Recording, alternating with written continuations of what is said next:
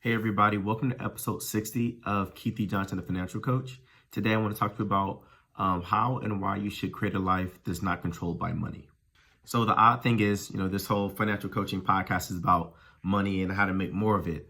But the whole point, the end goal, is to live a life of freedom, live a life of choice, where you're able to do what you want to do, live within your morals and your values without regard to money or being able to be bought or controlled by other people's money.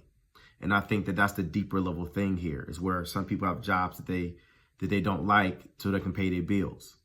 Some people are in relationships with people or still married to some people that they don't want to be with or be around because they need the money, right? And I want to encourage you to think about another reason to continue to pursue financial wealth, financial freedom, building wealth, so that at some point, now money doesn't matter to how you make decisions. So now you can just focus on your morals, your values, your goals, where you're receiving self-worth versus feeling undervalued, and not worrying about the money you'll lose for an opportunity because you already have the wealth, or there's other opportunities for you to build wealth in other areas. So I just want to give some examples, right? One, when I was in undergrad, I chose Ohio State. They did give me a full scholarship. So that was nice to be able to choose a school that I wanted to go to anyway and have a full ride, right? But then when it came to grad school, I received a full ride from a top 10, top 20 MBA program, but I didn't accept it. I accepted and chose to go to University of Chicago and end up paying $80,000, $90,000 more, or having a little bit of student loans, because I felt that it was the best for my long-term career. And that's like that first big step of not letting just a dollar amount determine the decisions that I make. And it felt good.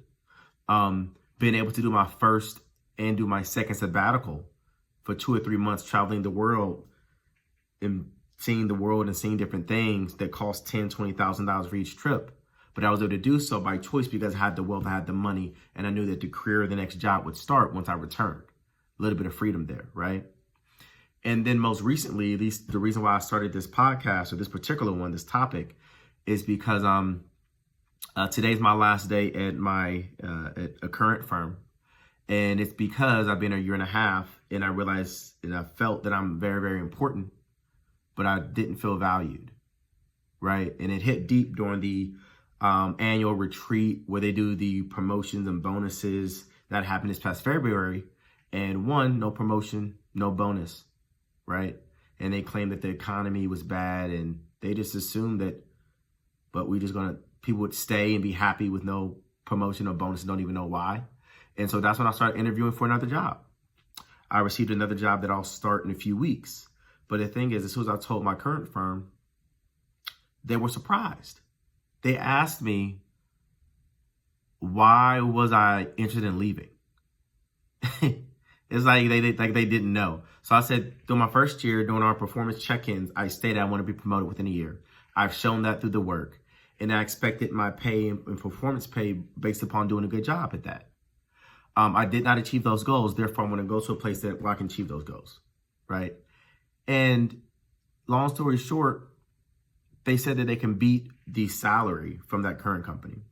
And then with an hour, with agreement from this current CEO of my current firm, they gave me an immediate promotion opportunity, as well as tens of thousands more in base salary with potential of X% bonus within an hour. And I was like, if I was worth this much, why did I get this or get half of this in February?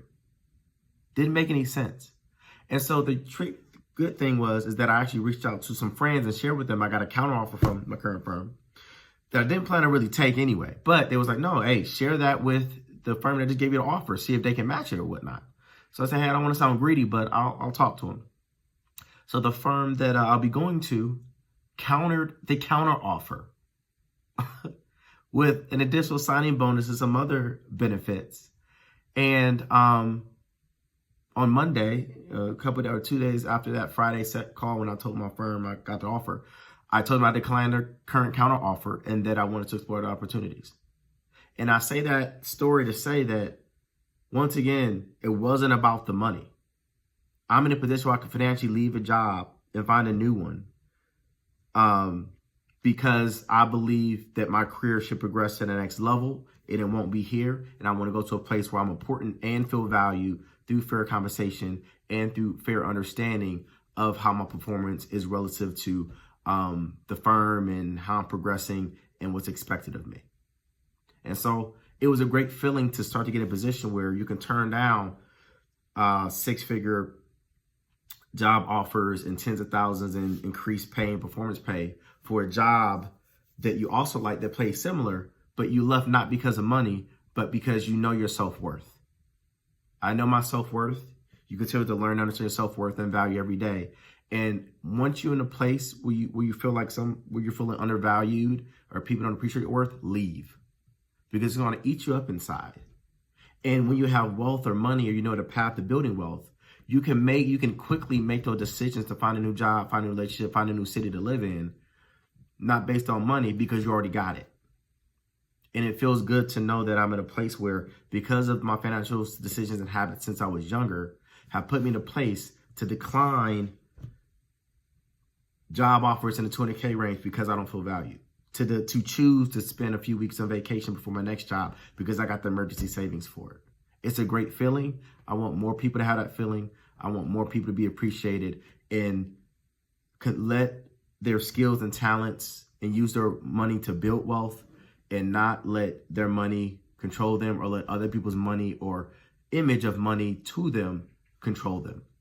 And that's another level of freedom that I think is very important and allows you to keep your morals, keep your values, keep your belief in line without being stressed out about being able to pay bills or pay rent or provide for people that care for you. So I know this is more of a longer rant and podcast than I usually do, but I just wanted to make sure I highlight how as you start to build wealth and use the tool and have the money work for you, you become the person that can't be bought. You become the person that doesn't have to be impressed by someone else's job or title or even feel the need to flex on other friends or people or to show women you have money to get them. You can just be yourself because you know who you are, you know your worth, and money is just a tool. Money is not who you are. It's what you use to become more of who you are and help the world and add value and achieve your purpose. So feel free to comment, like, share. This podcast is a very, very deep one and unique one for me and hopefully for you. And continue to follow me on IG at KeithJ_the Financial Coach, as well as my YouTube channel, Keith D. Johnson, the Financial Coach. Have a good one. Peace.